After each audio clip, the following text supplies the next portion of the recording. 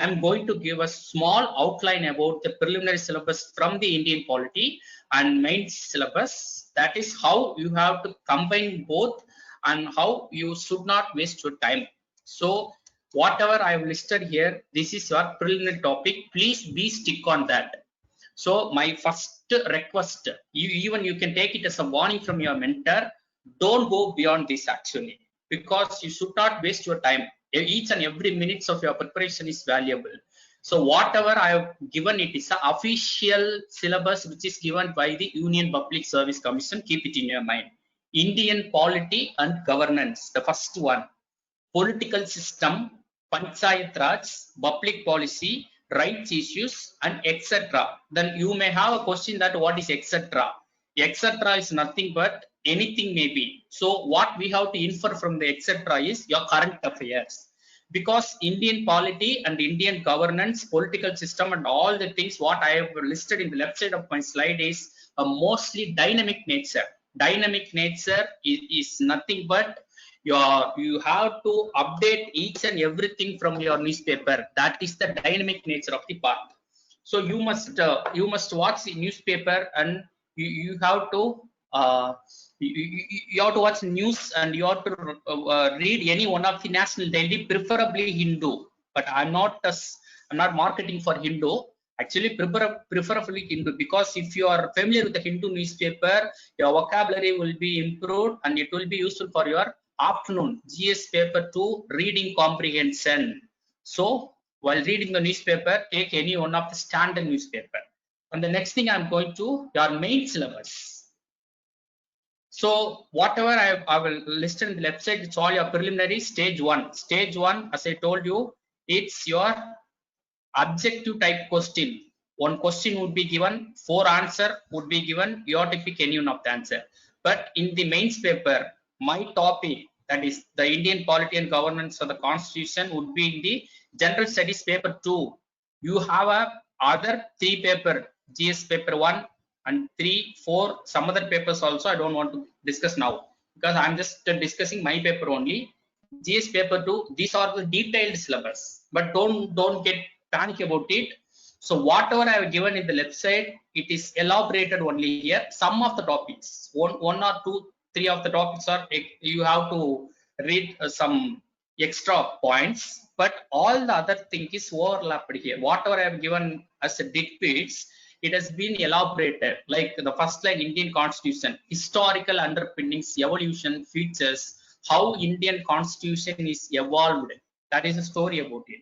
Functions and responsibilities of the union government and the states, issues, challenges pertaining.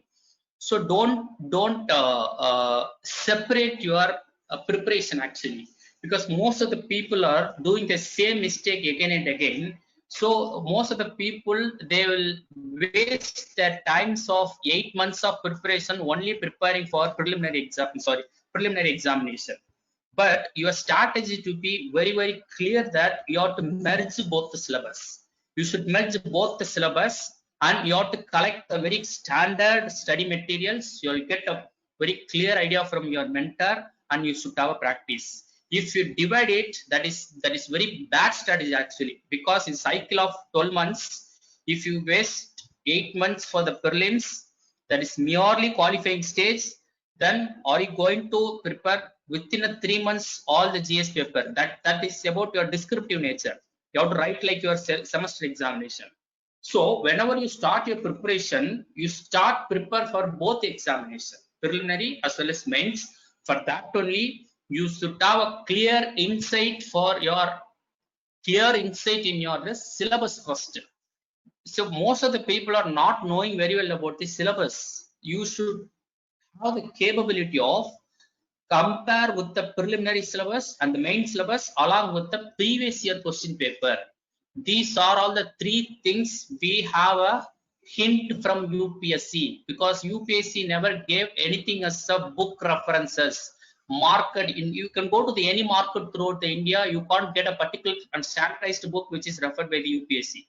We have to collect a particular thing which is very much relevant to your syllabus, because most of the books been still it is being marketed as this is a very much referred book.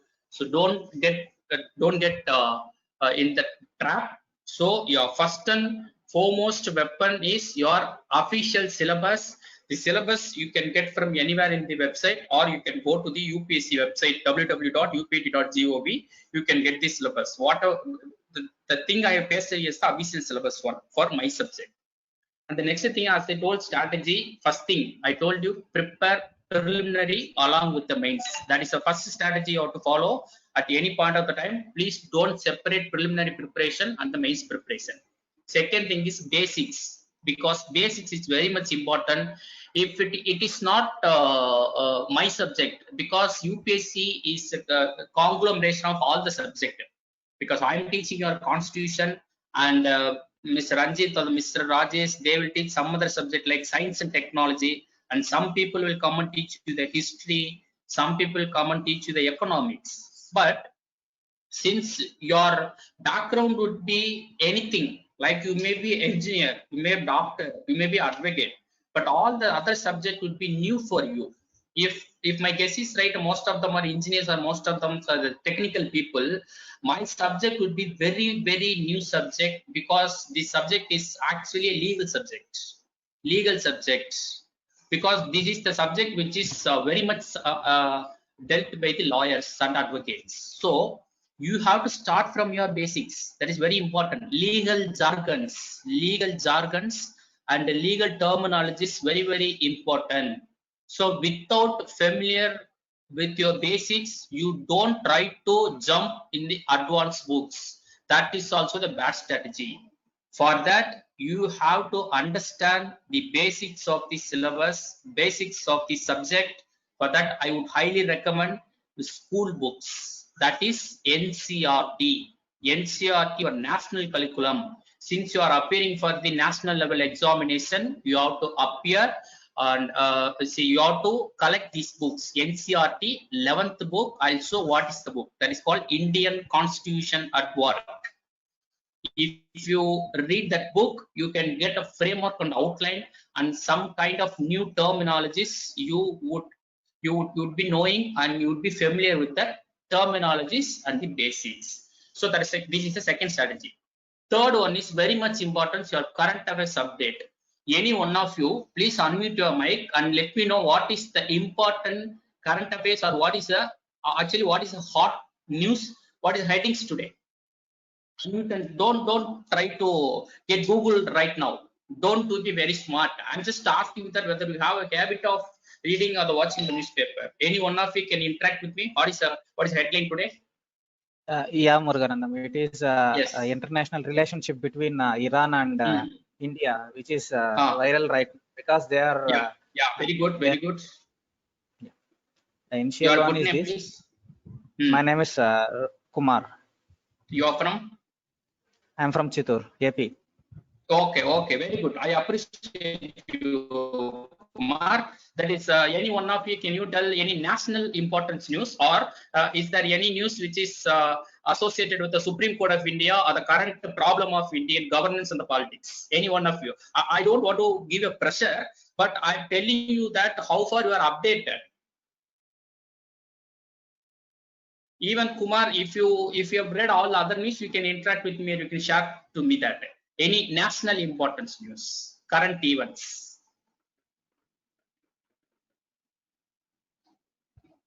No problem.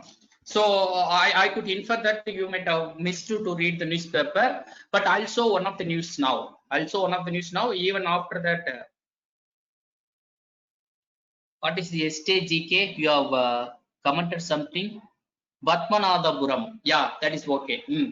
Okay, so what I want to tell, current affairs update is very important, because without updating your current affairs, you can never crack this my paper. I'm assuring that book will help you only understand the basics. Update is very important, especially each and every day Supreme Court's judgment. If Supreme Court pronounce anything, please watch very carefully, because Supreme Court jurisdiction is about, and Supreme Court jurisdiction must be followed throughout the India.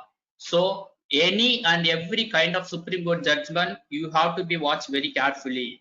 And all the activities of the parliament, you have to be watched, you have to watch very carefully. Okay? And practice. So whenever you complete the particular topic, you have to search the previous question paper, or you have to collect any question bank and practice. So people, you may have a very good confidence at the end of your preparation, but without evaluating yourself, you should evaluate yourself. You should analyze your plus and minus of the particular subject. You have to categorize where you are lagging. Otherwise, you can't fulfill your subject, because UPSC will give a question like even it's beyond your imagination, but it would be in your basics. That is a funny thing in the UPSC side. So that please keep on all the things. First prepare prelims along with mains, and try to be very familiar with the basics, current affairs subject, practice and evaluation. I'll show some one of the current affairs today. I think I'll make some mess up here, but try to watch it. Coronavirus parliament setup. I think is it clear? Are you able to read this? This is today's news actually. Parliamentary panel urges Gov to set up database on migrant workers. This is the news which was taken from the Hindu newspaper. So why I've given this news today? See how you approach this news as a dynamic as well as a static. Parliamentary panel or the parliamentary. We have a parliament set of government, that is the static. You will know everything about the parliament in your NCERT book. How parliamentary system is evolved in India. Who head the parliament? What is the parliamentary system? Where we inspired? Actually, who gave me the model of parliamentary system? That is all about your static portion. And the dynamic portion is your current affairs portion is, as of now, until today, how our parliament is functioning. What are the role of parliament? How what is the merits of the parliament? What is the demerits of the parliament? Why we are always depending upon the parliament system? And you have to compare Indian parliamentary system with the other countries, those who are following the parliamentary system. And some other countries are still in the autocracy. Some other countries are still under the king rule. Some other country presidentship. Indian setup is a parliamentary system. Then you should know everything about the parliamentary system. So, as per the news, coronavirus, it is the consequences of the coronavirus. Parliament urges government. Then what is the difference between the parliament and the government? Anybody can answer? Because two keywords are in the news today's paper, today's Hindu. Two keywords. One is a parliament, another one is a government. How many of you thinking parliament and the government is the same, or parliament is different from the government? You can interact with me. I just want to be the session to be more interactive rather than monotonous. Tell me that what is the difference between the government and the parliament? Because these are all the words, these are the terminologies we have been hearing from our childhood. Parliamentary, government. What is the difference? Please, anyone. I don't want. Yeah, I will not say anything even if it is wrong. You please make wrong. Yeah, tell me. Yeah, Muruganandam. This is Kumar. Parliament is the thing that elected by the people. Parliamentary people are elected by people, but the government is like they are ministers. Like ministers who take up. Ministers is also elected. No. Ministers is also elected by the people in the parliamentary system. I want a clear difference. It's like they'll take up one particular ministry and they'll take all the administrators who are under. Very nearby the answer. Yeah, that's all I know. Of course, that is. I appreciate you. Any other people? If you try to make it a clear difference between parliament and the governments, I'll really appreciate you that. I welcome Kumar for your participation or contribution of the answer. You pass a bill in a parliament. Yeah, that is a function of the parliament, is Gokula Priyan. Government is a party or the coalition. Excellent, Vinith. Yes, Vinith. That is the answer actually. Parliament consists of all the members from various parties actually. But government is those who are enjoy the majority in the parliament. That is the government. That's the ruling government. So what is the inference from here? So parliament is the forum. Here we will discuss and we will gather the different kind of ideology from various kind of the people of the party. But among these, those who are having the majority members, they can rule and they can head the country. So parliament is different from the government. So you can, if you want to enlarge the statement, government is always responsible to the parliament. But UPSC will create a statement. UPSC will try to confuse that. Will give a statement like this: parliament is responsible to the government. The statement is wrong actually. Whatever the government may be, whether it's a Modi government or whether it's the Manmohan Singh government or in the future whoever the government, they are always responsible to the parliament. Parliament is consist of the people, those who are ruling the country and those who are not ruling the country. Even if it is a party as a single member, they are also in the member of parliament. So people are called as member of parliament. So from the small news item of today's newspaper, parliament urges government, we are learning many things. What is parliament? What is parliament setup? Parliament, democratic country, and setup of democracy, everything. And from the government, so that whenever you are approaching the newspaper, you must be able to connect your current update with the basics. For that only, the strategy, I have given the clear strategy. First, you have to be very strong in your basics. Okay. And let me have a small topic and reference normally, because since you are familiar, if it is already in, because most of the time I would have some advocates in my classes also. I need not any because I don't I need not to give any reference to advocate. Apart from advocate, I'll give a 3 reference books. First one is, as I told you, this is the 11th NCERT book, Indian Constitution at Work. Please don't skip this book. This is very important for those who are very new for this chapter. You must be very much familiar for the basics first. Don't jump into that, because it's my personal request as a experienced faculty. This is advanced level. You try to even if this book is in the e-book also, in the format of e-book also, but be very careful. You have to buy the 6th edition of this book. 6th edition of the book. Don't buy the older version, because if you already have the older version, no problem, you can follow it. Older version, that some topics would be missed, because he new updates in the lower part of it. There's some 6 new chapters and updates in all the chapter, because since our subject is very much current affairs related, each and every year the book is being updated. So try to buy the updated version of this book. And the advanced level is, the 3rd book is D.D. Basu. The 2nd author is M. Lakshmikant. Lakshmikant, the book is Indian Polity, exclusive for civil service exam. But D.D. Basu is not exclusive civil service examination. The advanced level book, this book would be would be used to a reference book for the lawyers. But anyway, you can take some reference from this book for your mains preparation. So these 3 books is more than enough. Don't try to jump here and there, and don't follow any other academic materials. Or academic materials are nothing but so academic people are giving like notes taken from these books also. Anyway, if you are thorough with all the 2 books plus some parts of this D.D. Basu books, is more than enough. But your preparation line should be start your NCERT books. See, you think yourself as a school student as of now, so don't let your ego place here. Please go to your 11th school book. After that, buy your Indian Polity Lexicon. Once you are familiar with those 2 books, you can go to the D.D. Basu. So these are all the reference book I always used to refer my students. Okay, let's have a small discussion on the interesting topic. Can anybody define what is India, or define India? Because you are a very patriotic citizen, you have a patriotism in your blood itself. Can anyone define me what is India? Why I'm having this particular question today? Within 15 to 20 days back, there was a question, or there was a case which was filed in a Supreme Court that regarding the name of the India. How many of you watched this news item?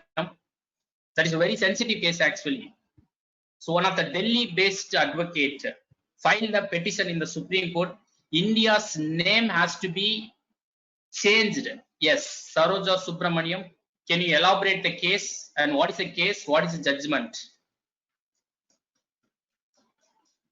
You please try to interact with me. It's our class is I very much want to be that our classes would be like in a parliament. Bharat, yes. Yeah. Any others? Those who have watched this newspaper. Okay, no problem, Saroja. You can interact with me in the comment section. Other people, what is the case, or what would be your answer? Tell me what is India, define India. 2 marks I'll be giving you. I'll give 2 marks if you define India properly. I think most of the people got stuck with India is India is dash. Sir, what you want to put in the dash? India is nation, country. What is? Nobody. It's a very basic, man. Don't hesitate to talk with me. A democratic republic. Harini has given me a wonderful answer. Democratic republic. India is a union of states having the federal structure. India is a peninsular country. I've got a many kind of answer. India is a peninsular country, sir. Any other answer?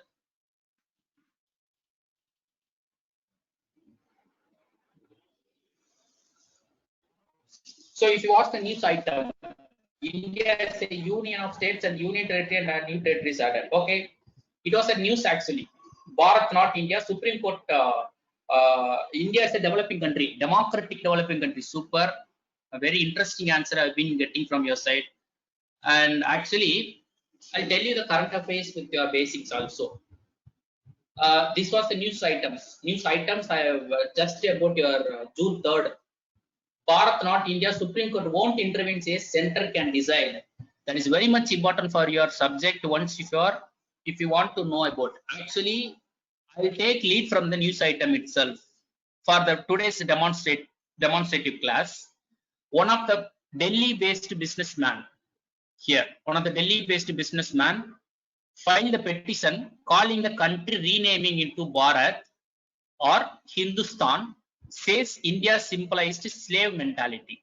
So what was the claim from the particular businessman that Hindustan, the name Hindustan was given by the British people. So still India, the name India was given by the British people. So still if you call India as India, it's symbolizing the colonial legacy. So we want to get back the original name as a Hindustan or the Bharat. This is the synopsis of the case. So what Supreme Court replied to the particular businessman that it was already, first thing is Supreme Court won't intervene. That is the thing. Supreme Court won't intervene. Is your first lead. Why Supreme Court won't intervene? State center can decide the matter. So what we have to infer from it. So what is the limitation of the Supreme Court first? And what is the limitation of the Parliament second? Here, center can decide. Center is nothing but government. So then you should decide now. Then who actually has the power to change India's name? Actually, what is India's name now? What is India's official name now?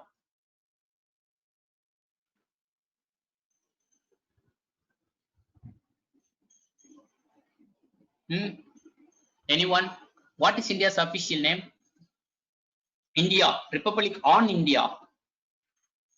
Republic of India. Bharat, Bharat of. I want any one of you tell me the official name of India as per Indian Constitution. I'll appreciate you if you tell me. No, Hindustan is not India's official name. Bharat. India or Bharat. Very good, Rohini Kumar. So I'll show the constitutional text now. So this is the Supreme Court verdict on the particular case. India is already called Bharat in Constitution. If you go to read the very first article of Indian Constitution, here, this is the very first article of Indian Constitution, name and the territory of the Union, India, that is Bharat. So that Supreme Court rejected the petition because Bharat was already mentioned in the Constitution. The petitioner claimed that the name India has to be replaced as Bharat or Hindustan. So it was rejected by the Supreme Court by mentioning India, that is Bharat, which was clearly mentioned article, very first article 1 of the Constitution. And even more, if you want to rename India, Supreme Court can't do it. Then what is the role of Supreme Court? Supreme Court is the mere guardian of the Constitution. If anything want to amend the Constitution, anything want to rename or addition or the deletion, is must be done by the Parliament only. Parliament. Government can make a proposal. The proposal should be tabled in the Parliament through the consensus or getting the different kind of the opinion from the other people, then government can go ahead. That is the Indian function. This is called separation of power. Separation of power system. Separation of power. So Parliament, the name itself, elected people are discussing over the particular issue. Once those who are exhibit the majority, the particular issue is passed. Even though Parliament is passed, whether it is not good for the people, then Supreme Court can review the matter. That is the separation of the power, so that in the duty of the Parliament, Supreme Court cannot intervene. In the duty of the Supreme Court, Parliament cannot intervene. That is called separation of the power. That is the organs of the democratic India. So we will discuss in the later for in depth. But why the Supreme Court rejected the matter? I'm telling you, Supreme Court has no power to touch the Constitution, or Supreme Court has no power to rename or replace anything according to the name of India. It is absolute power of the Parliament. Even though Parliament has done it something, Supreme Court has a power to review it, whether it has been done in the proper manner or not. That is the power of the Supreme Court. So Supreme Court cannot exit all this matter. Anyway, Supreme Court told that particular petitioner, if you still have the claim, that you can approach to the central government. Are you clear with the matter, or do you have any doubt? Please interact with me, because I can't take much time on it. This is just a demo class. Anybody?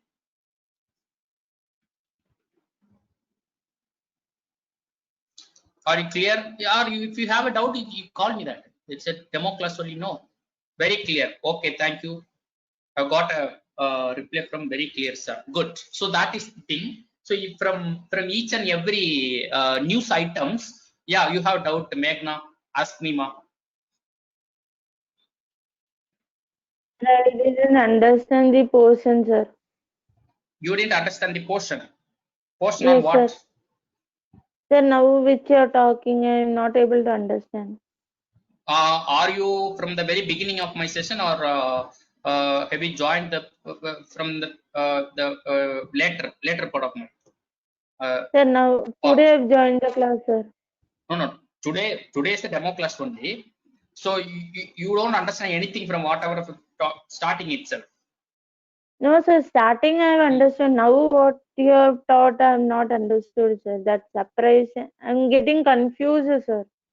Confusion what? Please let me know what is your doubt particularly. Actually, I'm discussing about particular news items which was happened in India. One of the businessman filed a petition in the Supreme Court. India's name has to be replaced and renamed. The name of India is renamed as Hindustan.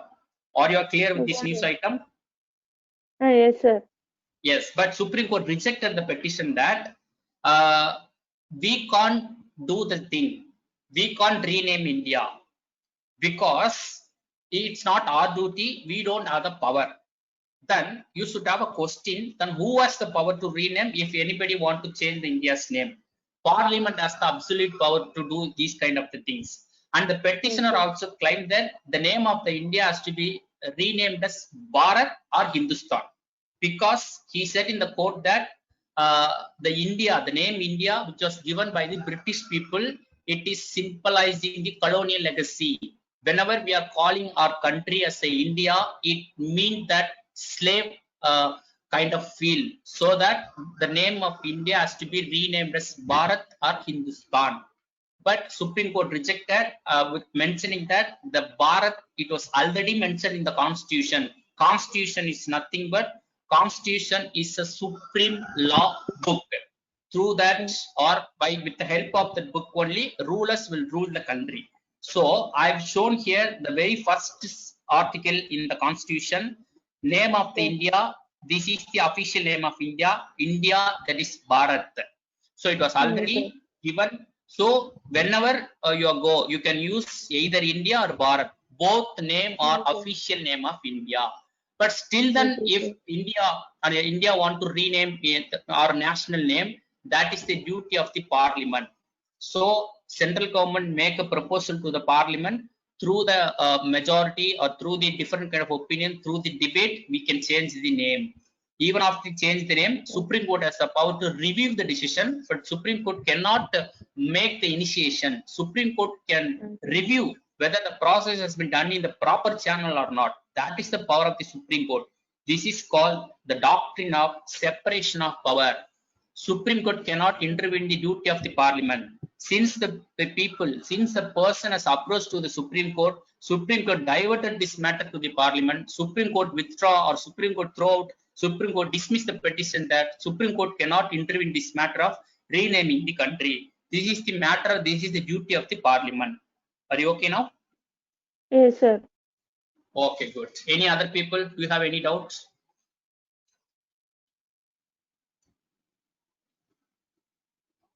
Are you clear? This is a small matter actually, because I don't have much time today. I'm just asking you. I just want to show that how you have to analyze your newspaper. Okay. Okay, And sir. I have another question: is India as democratic or republic?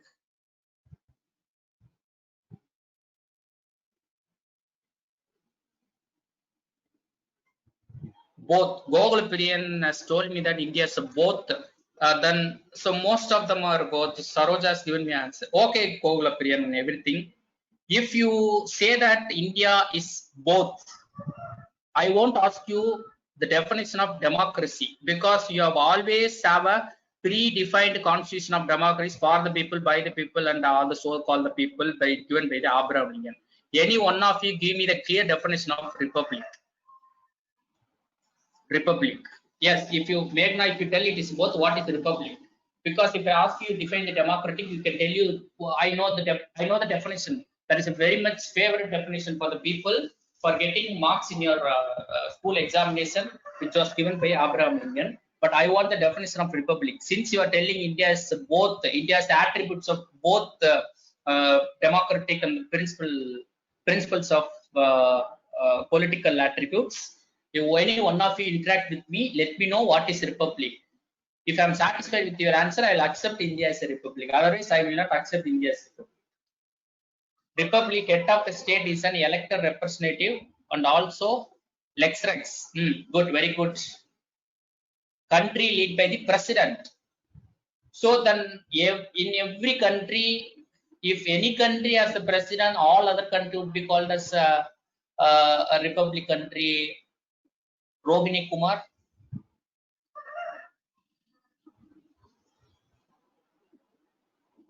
So can I stereotype it?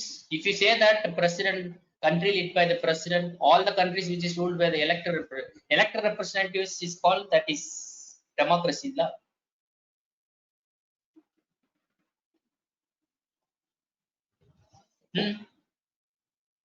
Of course, Vinith, you are right. Republic means a nation having elected representatives. The ultimate authority lies with the people. Sadiq, ultimate authority lies with the people. Then can you quote any other country which is non-republic country? Non-republic.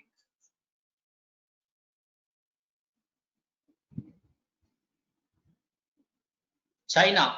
China is non-republic. Why? You people are very much angry with China now. Sorry. Elected government and elected leader. Africa. Africa is a continent. Or you are mentioning South Africa only. Arab countries have kings and rulers. Oh, most of the answers Arab countries. Okay, I'll let you tell some brief comparative constitution. India is democratic as well as republic. Both you are right. But when you compare India with UK, India has two heads. One is president, another one is prime minister. Both are elected. It means anybody can become president, anybody can become a prime minister India. Example, for the president Abdul Kalam, prime minister Modi also. Both are from the very simple and humble background. So which country hates those who are not having the hereditary title or the posting which is not reserved for the particular family? That is called republic country. And if you go to UK also have two titler head. One is king, another one is prime minister. Nobody can become a king in UK unless you belongs to the particular royal blood. But you can contest in the prime minister election, so that UK is called constitutional monarchs. Constitutional monarchs. India is a democratic republic. Anybody can become any head. Anybody can become a prime minister. Anybody can become a president. Here, no particular anything or any posting, any position which is not reserved for the particular family. It is not. There is no hereditary title in India.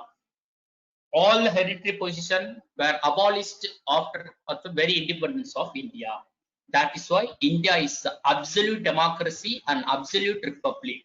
But if you go to UK, it is not a republic country. It is still a monarch. Still, there is a titular king or the titular queen. Below them, there is a prime minister and there is a Westminster Parliament. So this is a comparative between the UK. Although we inspired from the UK Constitution, we have changed it as per our feasibility.